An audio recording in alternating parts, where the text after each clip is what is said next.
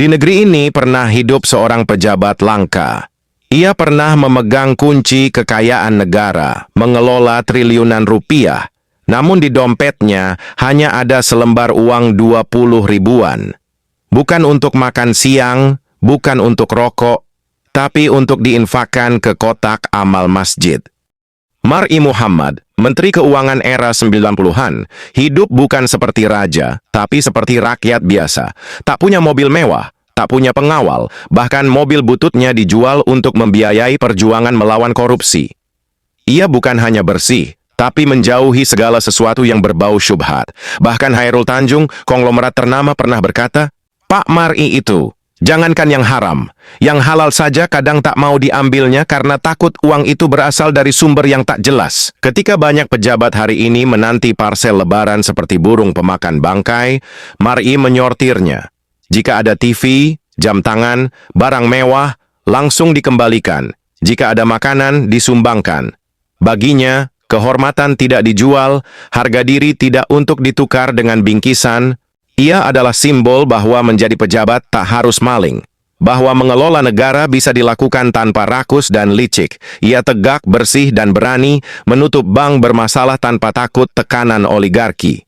Ia bukan produk instan politik, tapi hasil tempaan orang tua yang setiap malam selepas maghrib mengajarkan anak-anaknya mengaji dan mencari rezeki yang halal. Sekarang bandingkan dengan pejabat maling masa kini. Dompet mereka bukan berisi uang 20 ribuan, tapi tumpukan uang haram hasil korupsi proyek.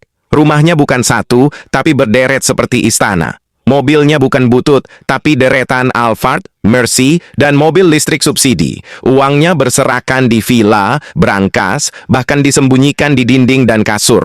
Mereka bukan takut pada Tuhan, tapi hanya takut kamera dan KPK. Mereka menjual integritas, memperdagangkan amanah, dan menipu rakyat dengan wajah senyum dalam baliho. Rakyat miskin bukan karena takdir, tapi karena rakusnya para maling berdasi. Ketika anak-anak Mar'i mengaji selepas maghrib, anak-anak pejabat maling ini sibuk menghitung saldo hasil rampokan negara. Ketika Mar'i menolak hadiah demi kehormatan, mereka justru meminta jatah bahkan dari sumbangan bencana. Negeri ini tidak kekurangan uang. Yang hilang adalah kejujuran, yang punah adalah rasa malu. Kalau saja pejabat dan wakil rakyat hari ini punya 1/10 akhlak Mar'i Muhammad, takkan ada rakyat tidur kelaparan di tanah yang kaya ini. Takkan ada anak putus sekolah karena biaya. Takkan ada ibu meninggal di rumah sakit karena tak mampu bayar. Yang terjadi justru sebaliknya. Mereka menumpuk harta. Rakyat menumpuk derita. Semoga masih ada orang tua yang mendidik anaknya seperti ayah Mar'i.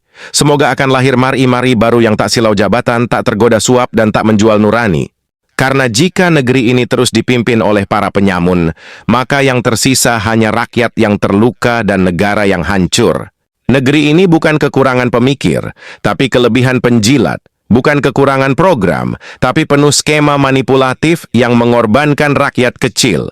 Pejabat kita bukan kurang pintar, mereka justru terlalu lihai memutarbalikkan fakta dan terlalu pandai berkamuflase di balik narasi demi rakyat. Yang dibutuhkan negeri ini bukan gelar panjang atau orasi populis, tapi keberanian untuk jujur dan bersih seperti Mar'i. Satu Mar'i Muhammad lebih berharga dari 1000 politisi yang hanya piawai dalam retorika. Jika tidak ada revolusi moral dalam tubuh kekuasaan, maka negeri ini akan terus digerogoti dari dalam seperti bangkai yang dimakan ulat. Dan sejarah akan mencatat bangsa ini pernah punya pemimpin jujur, lalu memilih untuk tidak menirunya. Lebih memilih maling berjubah rapi ketimbang negarawan yang bersih dan sunyi. Inilah luka bangsa ketika keteladanan dikubur dan pengkhianat dijadikan ikon. Negeri ini akan jadi kuburan bagi kejujuran dan surga bagi maling berseragam dan penguasa rakus yang sudah kehilangan rasa malu.